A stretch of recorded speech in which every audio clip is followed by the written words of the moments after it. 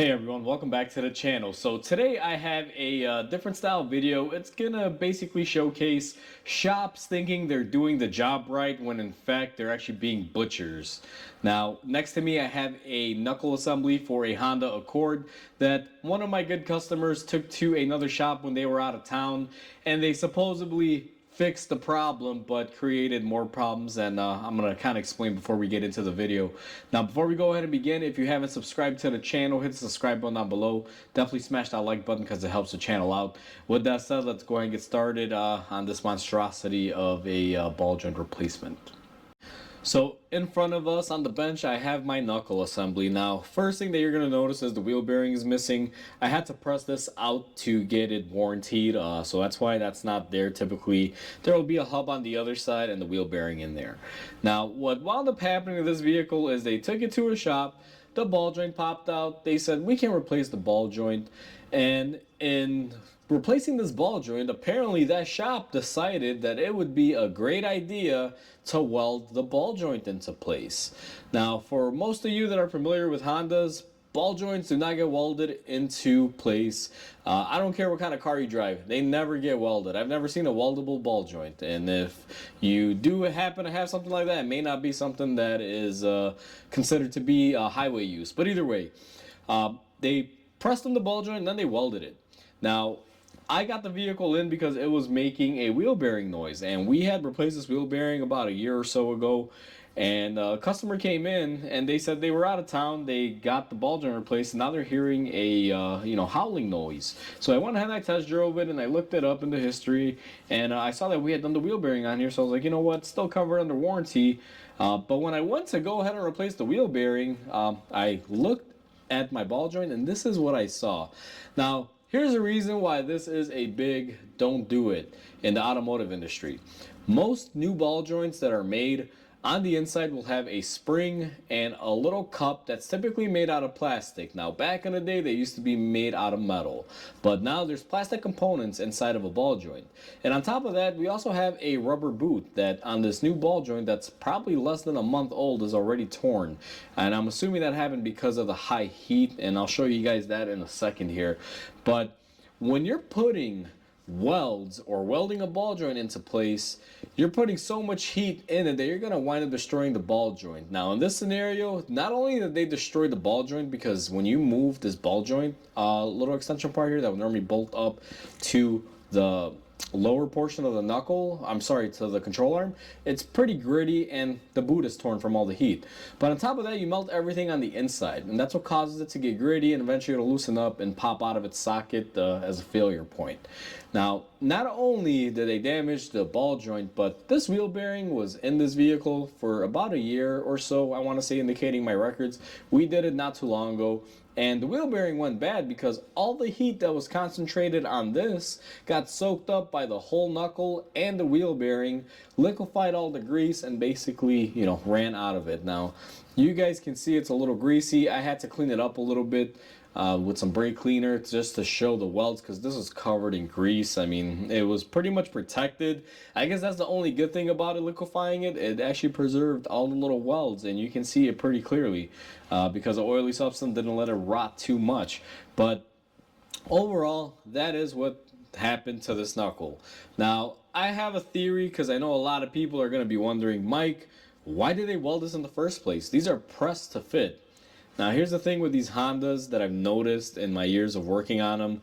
Most Hondas make it up to higher mileages, sometimes 300, even, 500,000 miles. It's not anything that's unheard of. And in that time, you're going to be putting in a few ball joints. Usually you do about a ball joint every 150, 100,000 miles. This knuckle is a pressure fit style where this ball joint gets pressure fed, and hopefully, they're just crossing their fingers that that pressure will keep the ball joint into place. Now after pressing in and out 3 or 4 different ball joints on this knuckle assembly, it's fairly easy and clearly to say that this metal is fatigued. It's opened up and expanded through all the years of pressing them in and out, and it's basically been strained to the point where the new ball joint will press in, but it won't stay in, because the second you put some pressure on the lower control arm, it'll pop out. And I am almost 100% sure that's what happened in this case, because there's no reason to go this far as to welding in a ball joint. honestly, like it's extreme to say the least. Now, there is a design flaw in this. Even though these are pressure fit, I wish Honda on the newer knuckles would put a cotter pin style, or I'm sorry, not a cotter pin, a snap ring underneath here with a groove like they used to. Because back in the day, Honda's not only had a pressure fit, but you also had a snap ring on the underside that would help alleviate the ball joint going back in. So I'm not a big fan of this pressure fit design by itself, because as the car ages, you do wind up needing to replace the knuckle, and sometimes these can be expensive. Now, this is a well-known issue on these Honda Accords.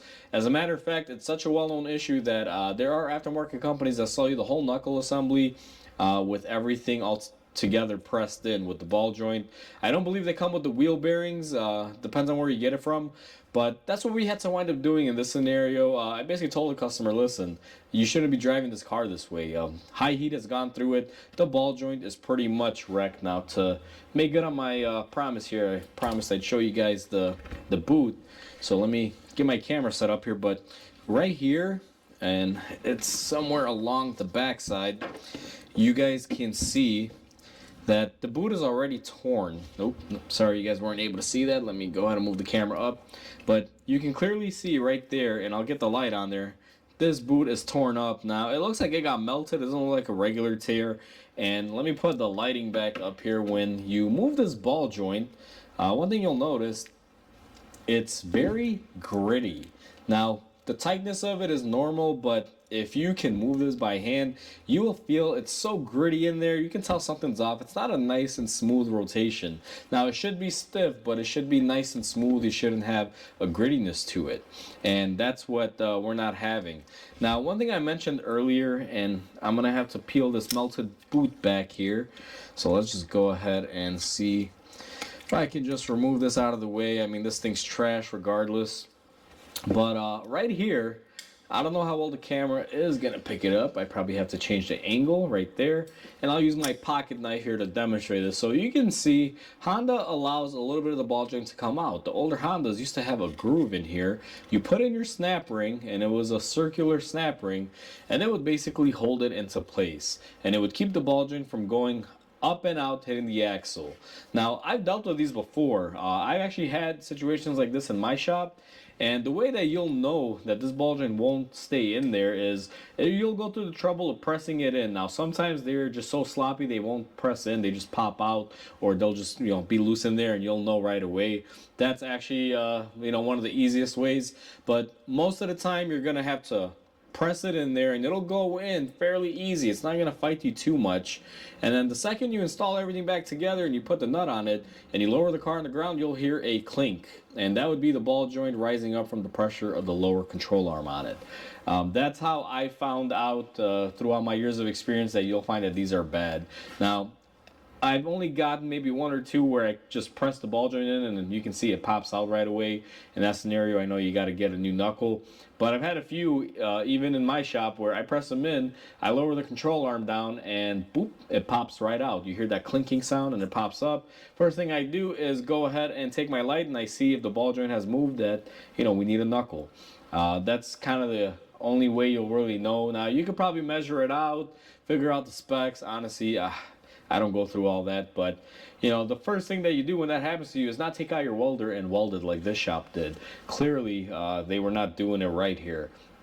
Now, on top of them not doing this job right, they cost this vehicle owner more parts and labor, I guess, than it should have been from the beginning, because they paid for the ball joint job, which I'm sure was around $200 or $300 from what they told me. And on top of that, they had to buy a new knuckle, and then at least we were able to warranty out the wheel bearing and everything. But still, overall, they had to pay pretty much double or triple what they initially paid for the ball joint. Now, I can tell you right now, this knuckle assembly, we were able to get one, an aftermarket one.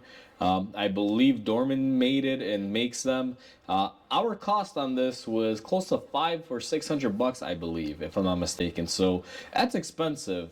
Now, with that, you will get a new ball joint, but you won't get the wheel bearing. So initially, he paid $300 for this ball joint job, let's say. Then another $500 or $600 for this knuckle, and a bit of labor to remove the whole knuckle and replace this.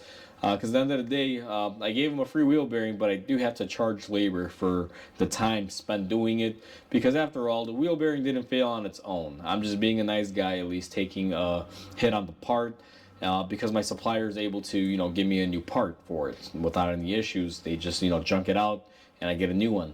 But at the end of the day, they basically cost this customer what it would initially had cost them to just replace the whole knuckle assembly and get the wheel bearing done and everything. Now, that probably would have cost just a couple bucks more than what they paid for the ball joint. But if you wrap it all up in a package, 300 bucks here, a couple $100 here, we're at 500 bucks. That's basically the cost of the knuckle. And if the customer had paid about 500 bucks plus another couple hundred, they would have gotten everything done.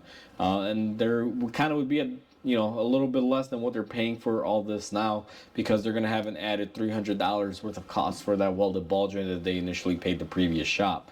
So all in all, this really sucks. So I just wanted to make this video and share it with you guys just to show you that there are shops out there that are incompetent, that think that they did a good job when in actuality they pretty much just butchered it. Now this right here, I don't care who you are or what you think, it is a butcher job, and that's plain and simple. I mean, this should not be on the road. Like I said, this is pretty much screwed up. They thought they probably did a good job and that they solved the problem, but in essence, they just pretty much hacked it. So either way, guys, just wanted to show this to you. Like always, comment, like, and subscribe. Hopefully you guys enjoyed this video, and I hope everyone has a wonderful day, and I'll catch you on the next video.